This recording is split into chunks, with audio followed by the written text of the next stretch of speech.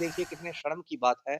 मनीष रंजन जो girls hostel का मकान मालिक है, उसको रिमांड पर नहीं लिया गया है, उससे पूछताछ नहीं हुई है। जो हॉस्टल की संचालिका थी नीलम अग्रवाल और उसके बेटे आशु अग्रवाल अब तक गिरफ्त से बाहर हैं। और बिल्कुल यहाँ लीपापोती हो रही है। अब तो ये बात आ रही है कि जिस चादर पर लड़की का इलाज किया गया था, वो चादर जब एफएसएल को भेजी गई जांच के लिए, तो भेजने के पहले उसको धो दिया गया था। बताइए, जब चादर आप धो ही दीजिएगा तो कौन-सा सबूत उस पर मिलेगा? सम्राट चौधरी कह रहे हैं कि पटना का जो सीनियर एसपी है कार्तिकेय शर्मा, उसको ललन सिंह ने बनवाया है सीनियर एसपी, इसलिए उसको हटाना सम्राट चौधरी के औकात के बाहर की बात है। इसलिए सम्राट चौधरी कह रहे हैं कि अब तक आप लोग दरोगा के निलंबन से ही काम चलाइए। अरे सम्राट चौधरी के साथ यही समस्या है ना? बातें करोड़ों की, दुकान पकौड़ों की।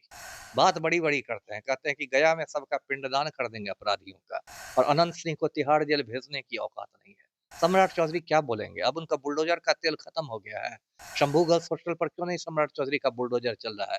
सिर्फ़ गरीब की झोपड़ियों पर बुलडोज़र चलेगा। पटना के शंभू गर्ल्स हॉस्टल में नीट की छात्रा के साथ जो जघन्य अपराध हुआ, शुरुआती दौर से उसके परिवार यानी माता पिता ने कहा था कि हमारी बेटी के साथ गलत हुआ, लेकिन पुलिस की ओर से, पटना के आला अधिकारियों की ओर से सीधे तौर पे खारिज किया गया। और इस पूरे प्रकरण पर जो पटना पोस्टमार्टम का रिपोर्ट आता है, एफएसएल जो रिपोर्ट सौंपती है, जिसमें यह साफ हो जाता है कि छात्रा के साथ सेक्सुअल असॉल्ट हुआ। एफएसएल की रिपोर्ट में उसके अंडरगारमेंट्स पे जो मानव शुक्राणु पाया गया, और उसके बाद देखिए कि एसआईटी जो उस पीड़िता छात्रा जो है उसके परिवार यानी माता-पिता, भाई और मामा का डीएनए सैंपल लेती है। देर रात जहानाबाद पहुंचती है, उसके बाद सैंपल को लिया जाता है, और उसके बाद आज हॉस्टल से जुड़े हुए कल जो 6 युवकों का भी सैंपल लिया गया, और अब उसके मामा के नजदीक यानी छात्रा के नजदीकियों का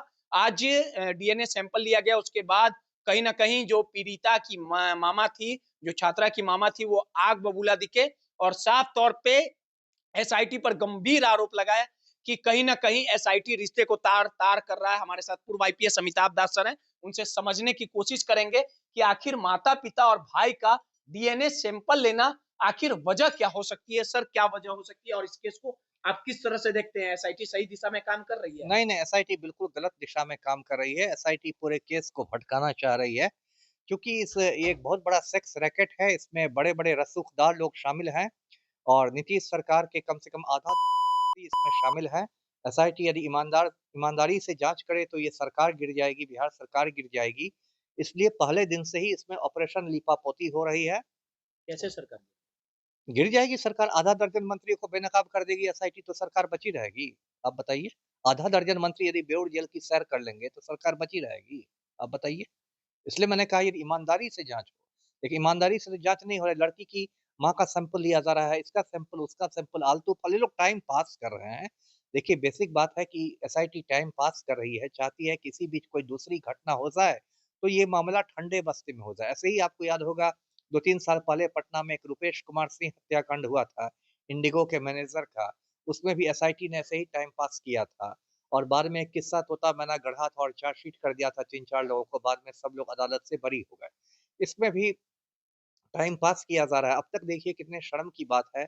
मनीष रंजन जो गर्ल्स हॉस्टल का मकान मालिक है, उसको रिमांड पर नहीं लिया गया है, उससे पूछताछ नहीं हुई है। जो हॉस्टल की संचालिका थी नीलम अग्रवाल और उसके बेटे आशु अग्रवाल अब तक गिरफ्त से बाहर हैं। और बिल्कुल यहाँ लीपापोती हो रही है। अब तो ये बात आ रही है कि जिस चादर पर लड़की का इलाज किया गया था, वो चादर जब एफएसएल को भेजी गई जाँच के लिए, तो भेजने के पहले उसको धो दिया गया था। बताइए, जब चादर आप धो ही दीजिएगा तो कौन-सा सबूत उस पर मिलेगा? ना कोई खून का धब्बा मिलेगा, ना कोई शुक्राणु का दाग मिलेगा। तो ये बिल्कुल ऑपरेशन लीपापोती है और ये सब आदेश पर किया जा रहा है, मुख्यमंत्री के आदेश पर किया जा रहा है, बड़े-बड़े रसूखदारों को बचाया जा रहा है। जी। पप्पू यादव भी लगातार बोल रहे हैं कि मंत्री का बेटा है, ये है, सबको वो है। सबको पता है, सबको पता है। अगर एसआईटी कुछ लोग खुलकर बोल रहे हैं, कुछ लोग दबी ज़बान में बोल रहे हैं, लेकिन पूरा बिहार जानता है कि इसमें बड़े-बड़े वीआईपी लोग, मंत्री, सांसद और विधायक लोग इस सेक्स रैकेट में शामिल हैं। इसलिए की बोलती बंद है। वो अपना समृद्धि यात्रा के नाम पर पतली गली से निकल गए हैं और सम्राट चौधरी अपना टाइम पास कर रहे हैं, खाना-पूरी कर रहे हैं।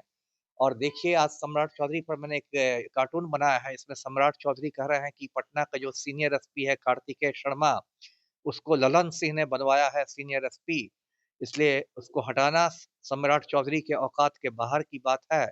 इसलिए सम्राट चौधरी कह रहे हैं कि अब तक आप लोग दरोगा के निलंबन से ही काम चलाइए।